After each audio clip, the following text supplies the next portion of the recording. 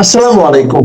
আপনাদের সকলকে আমন্ত্রণ জানাচ্ছি। একটা চর্চা খুব চলছে বাংলাদেশের সবখানে যে আওয়ামী লীগকে নিয়ে আগামীতে বিএনপি ঠিক কি করতে চলেছে। বিএনপির বিরোধী জামাত এনসিপি জোট বলছে জুলাইয়ের স্পিরিটের বিরুদ্ধে গিয়ে ফ্যাসিস্ট শক্তিকে পুনর্বাসনের সিদ্ধান্ত নিয়েছে তারেক সরকার। উদাহরণ হিসেবে টেনে আনছে নির্বাচনের ফল বেরোবার সঙ্গে সঙ্গে কমপক্ষে দেশের অন্তত 20টি জেলায় বেশ কিছু আওয়ামী লীগের অফিসের তালা খুলে বা ভেঙে কর্মীদের অফিস খোলার ঘটনা। দু এক জায়গায় আবার বিএনপির নেতৃত্ব ব্যক্তিগতভাবে সেখানে উপস্থিত থেকেছেন। অভিযোগ, বেশ কিছু জেলায় জেলবন্দি আওয়ামী লীগ ও তার সহযোগী সংগঠন ছাত্রলীগ ও যুবলীগ নেতাদের জামিন পাওয়া ও জামিনের সঙ্গে সঙ্গে জেল থেকে মুক্তি দেওয়া হচ্ছে। কিন্তু তাদের সবচেয়ে এই জামাত জোটের সবচেয়ে বড় অভিযোগ, বিএনপি সরকার নাকি সিদ্ধান্ত নিয়েছে আওয়ামী লীগের নেতাকর্মীদের বিরুদ্ধে যেসব মামলা আছে সেসব তুলে নেওয়া ও যারা আটক আছেন তাদের জেল থেকে মুক্তি দেয়া। জামাত ও তার সঙ্গীরা একে জুলাই বিপ্লবের বিরুদ্ধে বিএনপির বিশ্বাসঘাতকতা বলছে। আবার আওয়ামী লীগের সমর্থকদের একটা অংশ এইসব জেল মুক্তির ঘটনাকে বলছে বিএনপির পক্ষ থেকে কৃতজ্ঞতার প্রকাশ না হলেও অন্তত নাকি ধন্যবাদ জ্ঞাপন। কারণ 12ই ফেব্রুয়ারির নির্বাচনে আওয়ামী লীগ সমর্থকদের একটা বড়সড় অংশ ভোট কেন্দ্রে গিয়ে বিএনপির প্রার্থীদের ভোট দিয়ে এসেছে জামাতকে রুখে দেওয়ার জন্য। আর এর জন্যেই বিএনপির এই বিরাট বিজয়। এবং বিএনপিকে ধন্যবাদ দিতে, তার জন্য বিএনপি ধন্যবাদ দিতে বিভিন্ন জায়গায় আওয়ামী লীগের অফিস খোলায় সাহায্য করছে। এটা আওয়ামী লীগের কর্মী সমর্থকদের অনেকের এটা বিশ্বাস। আওয়ামী লীগের নেতাদের জেল থেকে জামিনে ছাড়া হচ্ছে এই কারণেই। আগামী দিনে হয়তো এই প্রক্রিয়া আরও গতি পাবে, এটাই তাদের বিশ্বাস। একটা কথা, আওয়ামী লীগ কর্মীদের একটা অংশ এজন্য বিএনপিকে সাধুবাদ দিচ্ছে, কিন্তু অবিশ্বাসের দৃষ্টিও কাটাতে পারছে না। আর বিএনপি নেতৃত্ব বিষয়গুলো নিয়ে খুব মেপে পা ফেলছে, খুব মেপে। যে বিএনপি নেতা আওয়ামী লীগের অফিস খোলার সময় ব্যক্তিগতভাবে উপস্থিত ছিলেন, সেই উপলক্ষে ভাষণ দিয়ে নিজের কাজকে সমর্থন করেছিলেন, কেন তিনি এটা করছেন তিনি তার সেদিনের বক্তব্য থেকে পিছিয়ে এসেছেন ওপরতলার নেতৃত্বের নির্দেশে। ব্যাপারটা মোটামুটি এমন দেখাচ্ছে যে বিএনপি দৃশ্যত হাত বাড়াচ্ছে আওয়ামী লীগ নেতাকর্মীদের দিকে, কিন্তু চাইছে না যে বিষয়টা নিয়ে জানাজানি হোক, লোকের মধ্যে প্রচার হোক। এটা রাজনীতির স্বাভাবিক গতির বিরুদ্ধে হাঁটা। বিরুদ্ধ দলের প্রতি সামান্যতম সদিচ্ছা প্রকাশও যখন রাজনৈতিক দলগুলো ঢাকঢোল পিটিয়ে বড় করে জাহির করে নিজেদের মহানতা দেখাবার জন্য, তখন বিএনপির এই সদিচ্ছা প্রদর্শনকে গুরুত্ব না দেওয়ার চেষ্টা তারা নিজেরা করছে, বা চেপে দেওয়ার চেষ্টা তারা নিজেরা করছে। কেন? বিএনপির কোন রাজনৈতিক ভাবনা আছে এর পেছনে? বিএনপি কি কোনো বড়সড় রাজনৈতিক ফন্দি আটছে? জামাতের আক্রমণকে ভোঁতা করতে আওয়ামী লীগের প্রতি নমনীয়তার অভিযোগকে তারা কি গুরুত্বহীন দেখাতে চাইছে, নাকি আগামী দিনে ব্ল্যাকমেল করবে আওয়ামী লীগকে? প্রথমে জামাত ও তার সঙ্গীদের অভিযোগ প্রসঙ্গে আসি। জামাত বলছে জুলাই বিপ্লবের চেতনার বিরুদ্ধে গিয়ে ফ্যাসিস্ট অপরাধীদের মুক্তির সিদ্ধান্ত নিয়েছে তারেক সরকার। কিন্তু আজ 22শে ফেব্রুয়ারি পর্যন্ত নির্ভরযোগ্য কোনো সরকারি ঘোষণা বা ধারার যে গণমাধ্যমের খবরে কোথাও এমন প্রমাণ নেই যে বিএনপি সরকার ইতিমধ্যে সিদ্ধান্ত নিয়েছে যে আওয়ামী লীগ নেতাকর্মীদের বিরুদ্ধে চলমান সব মামলা তুলে নেওয়া হবে, সবাইকে মুক্তি দেওয়া হবে। এটা কোথাও নিয়েছে বলে কোনো জায়গায় কোনো স্পষ্ট কোনো ডকুমেন্ট কোথাও নেই। এখন পর্যন্ত যা আছে সেটা হলো বরং আগের অন্তর্বর্তী সরকারের আমলে, ইউনূসের আমলে বিএনপি জামাত সহ বিরোধী দলের বিরুদ্ধে আওয়ামী লীগ সরকারের সময়ে করা কিছু রাজনৈতিক হয়রানিমূলক মামলার ব্যাপক প্রত্যাহার নিয়ে একটা সিদ্ধান্ত নিয়েছিল ইউনূস সরকার তার শেষ দিনে যাওয়ার সময়, শেষ দিকে 7 এবং 8ই ফেব্রুয়ারি নির্বাচন হওয়ার ঠিক আগের মুহূর্তে আসিফ নজরুলের অধীনস্থ আইন মন্ত্রণালয় একটা সার্কুলার দেয়। অন্তর্বর্তী সরকার 23,865টি রাজনৈতিক মামলা প্রত্যাহারের সুপারিশ করে। এই মামলাগুলো কবেকার? এগুলো সবই বিগত আওয়ামী লীগ সরকারের সময় 6 জানুয়ারি 2009 থেকে 5 আগস্ট 2024 পর্যন্ত দায়ের করা। বিএনপি, জামাতে ইসলামী, হেফাজতে ইসলাম, গণ অধিকার পরিষদ সহ বিরোধী রাজনৈতিক দল ও সংগঠনের নেতাকর্মীদের বিরুদ্ধে শেখ হাসিনা এইসব মামলা করেছিল। সেই আসামিদের যারা ধরা পড়েছিল তাদের সবাই তো জেলখানা থেকে বেরিয়ে গেছে, অন্তর্বর্তী সরকার এসে সবাইকে বার করে দিয়েছে, কিন্তু মামলাগুলো ওঠেনি, মামলাগুলো চলছিল। সেই মামলাগুলো নির্বাচনের ঠিক আগে অন্তর্বর্তী সরকার মানে নির্দেশ জারি করে সেই মামলাগুলো প্রত্যাহারের। কিন্তু প্রত্যাহার করে নির্দেশ জারি নয়, প্রত্যাহার করার নির্দেশটাই জারি হয়েছিল, সিদ্ধান্তটা, নির্দেশও নয়, সিদ্ধান্তটা জারি হয়েছিল। বিএনপি সরকার এইসব মামলা আগের সরকারের সিদ্ধান্ত অনুযায়ী প্রত্যাহার করবে কি না সে সিদ্ধান্ত এখনো নেয়নি। কথা চলছে অন্তর্বর্তী সরকারের সুপারিশে যদি ওইসব মামলা, আগের মামলা সব প্রত্যাহার করা হয়, তাহলে এই ইউনূস আমলে যেসব মামলা হয়েছে আওয়ামী লীগের সমর্থকদের বিরুদ্ধে সেগুলো তোলা হবে কি না সেই কথাগুলো এখন আলোচনা হচ্ছে বিএনপির ভেতরে। আর জামাতের আপত্তি এখানেই, তাই তারা এভাবে ঘুরিয়ে দিচ্ছে বিষয়টা যে ফ্যাসিস্ট আওয়ামী লীগের বিরুদ্ধে সব মামলা তুলে নিচ্ছে বিএনপি। আদতে তাদের নিজেদের কর্মীরা তো সব বাইরে বেরিয়ে গেছে, কিন্তু মামলাগুলো রয়ে গেছে, কারণ সব তো জামিন নিয়ে ছেড়ে দেয়া এমনি এইভাবেই চলে গেছে, মামলাগুলো রয়ে গেছে। তো এইবার প্রত্যাহারের প্রশ্ন আসছে। আর এই প্রচারে জামাত এবং কোম্পানি তারা হাতিয়ার করছে বিএনপির কিছু নেতার নির্বাচনী বক্তৃতা, বলছে যেখানে বলা হচ্ছে আওয়ামী লীগ নেতৃত্বের ওপরে বিএনপি কি করতে চায়। নির্বাচনের আগে বিএনপি মহাসচিব মির্জা ফখরুল ইসলাম আলমগীর একাধিকবার বলেছেন যে বিএনপি প্রতিশোধের রাজনীতি করবে না, এবং কিছু বক্তব্যে তিনি এমনও বলেন যে আওয়ামী লীগের বিরুদ্ধে যত মামলা আছে সব তুলে নেওয়া হবে, সব তুলে নেব। ঠাকুরগাঁয়ের মোহাম্মদপুর ইউনিয়নে এক মত বিনিময় সভায় তিনি বলেন, আমরা প্রতিশোধের রাজনীতি করতে চাই না, আওয়ামী লীগের মতো মামলা করতে চাই না, আমি প্রতিশ্রুতি দিচ্ছি আওয়ামী লীগের বিরুদ্ধে যত মামলা আছে সব তুলে নেব। কে বলেছিলেন? ফখরুল ইসলাম আলমগীর।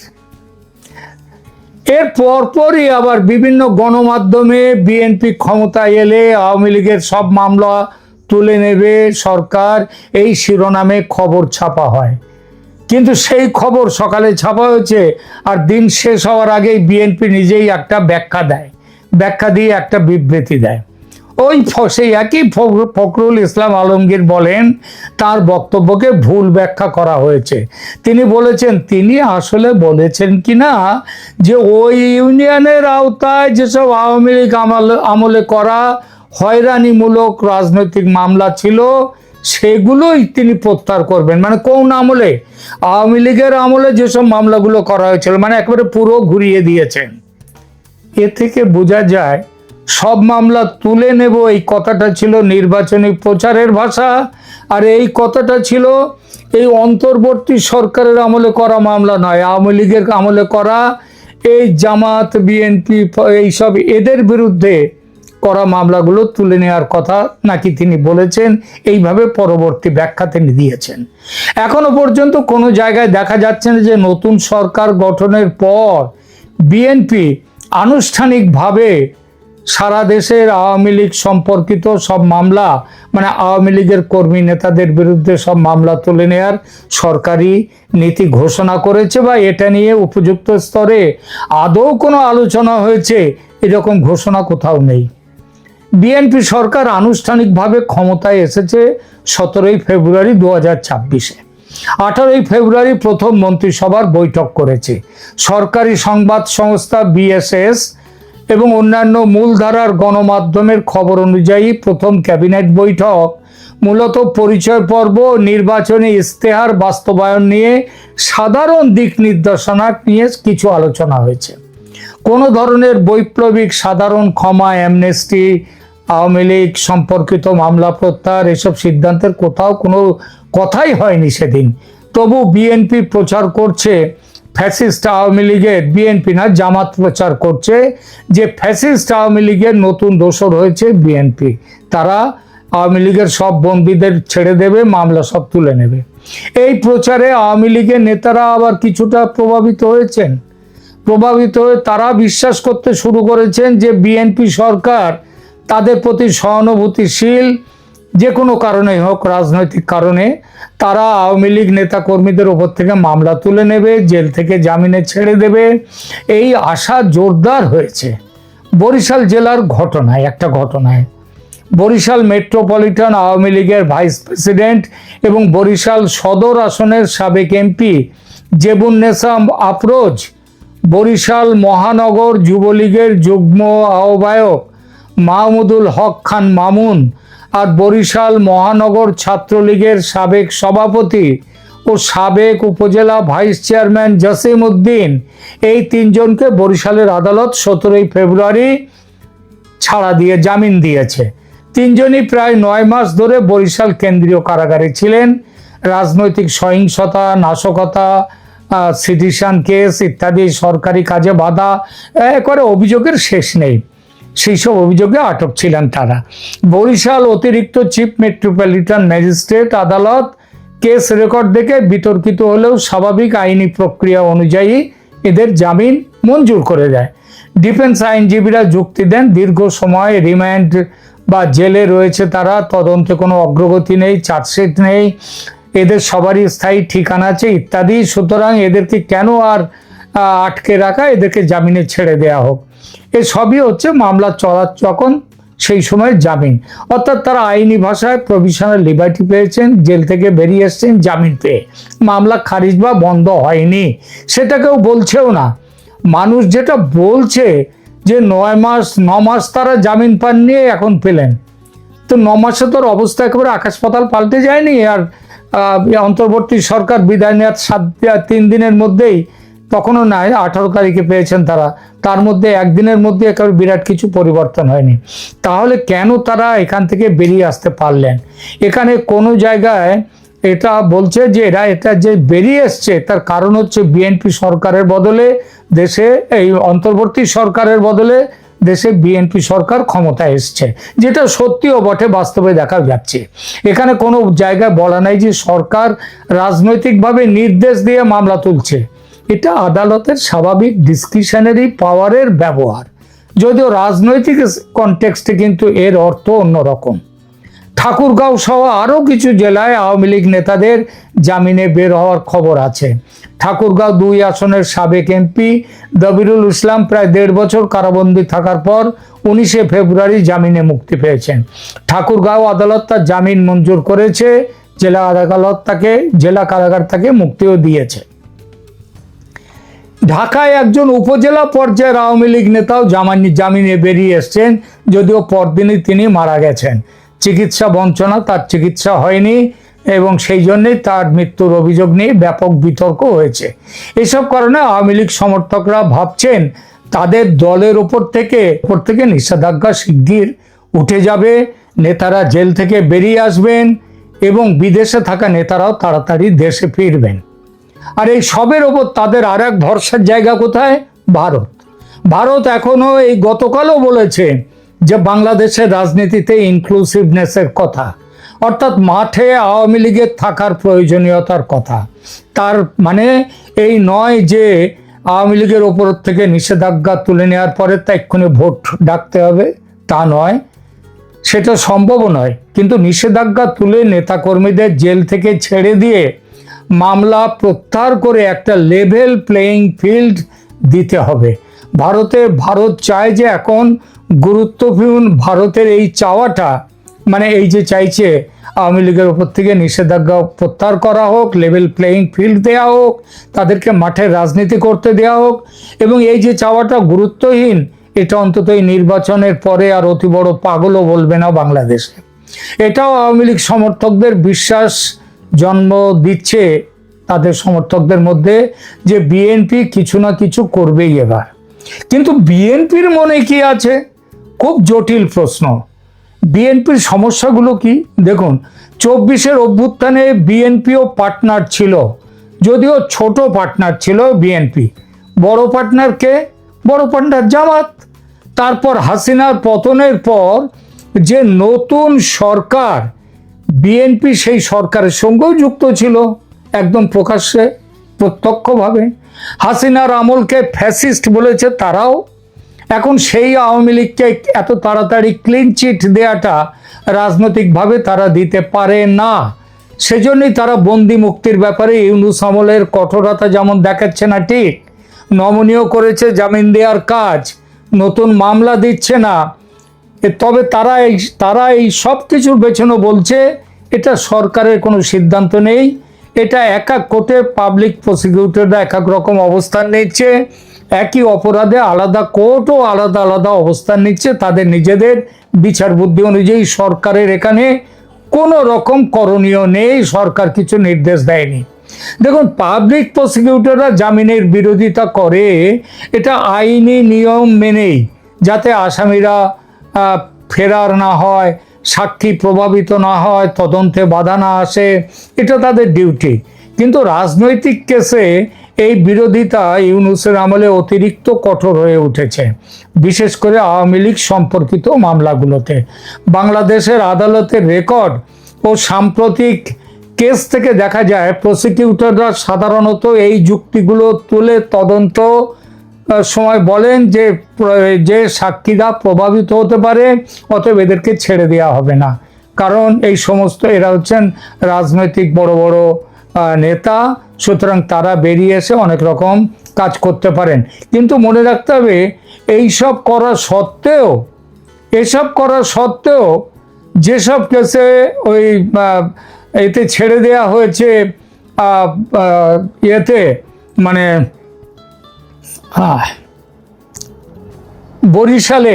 বরিশালে জেবুন্নেসা আফরোজ সহ যাদেরকে ছেড়ে দেওয়া হয়েছে তাদের বিরুদ্ধেও কিন্তু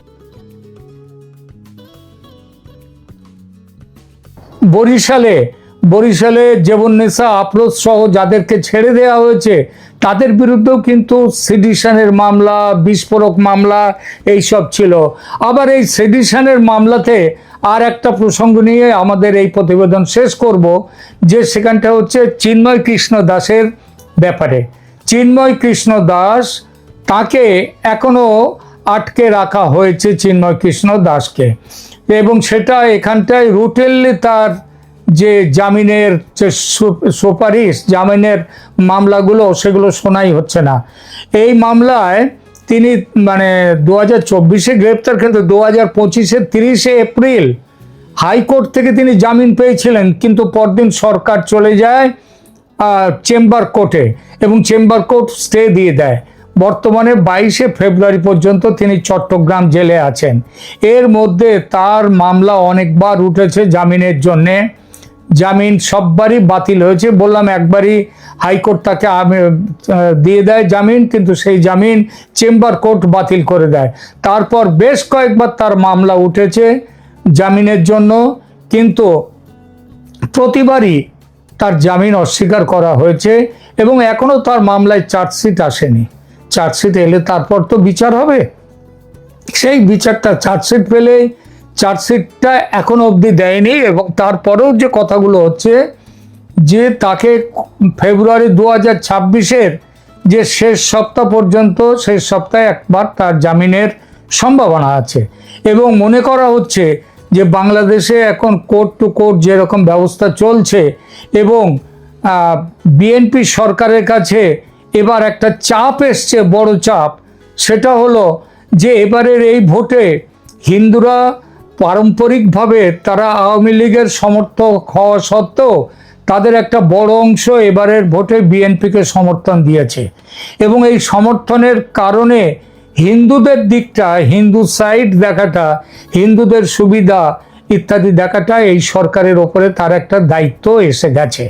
সুতরাং আশা করা যাচ্ছে, এবং বিভিন্ন জায়গা থেকে যে খবর মিলছে তাতে এটা বোঝা, আমাদের মনে একটা দৃঢ় ধারণা আসছে, এরপরে যেদিন জামিনের শুনানি হবে সেদিন হয়তো চিন্ময় কৃষ্ণ দাস প্রভু তিনি জামিন পেয়ে যাবেন।